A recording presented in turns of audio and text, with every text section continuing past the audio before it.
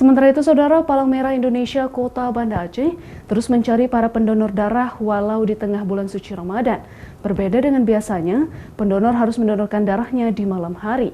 PMI menyasar jemaah salat tarawih di masjid-masjid untuk mendapatkan pendonor. Beginilah cara relawan PMI Kota Banda Aceh untuk mendapatkan darah.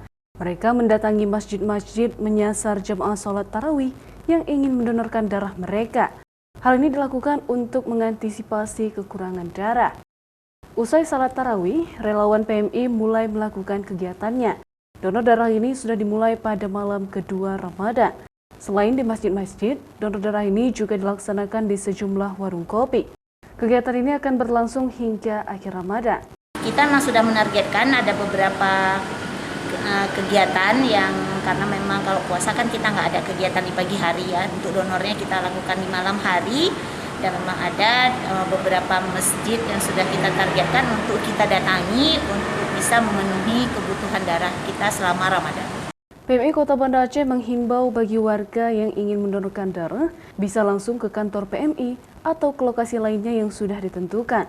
Selama bulan Ramadan, aksi turun langsung mencari pendonor akan dilakukan hingga menjelang Lebaran. Syahril, Kompas TV, Banda Aceh.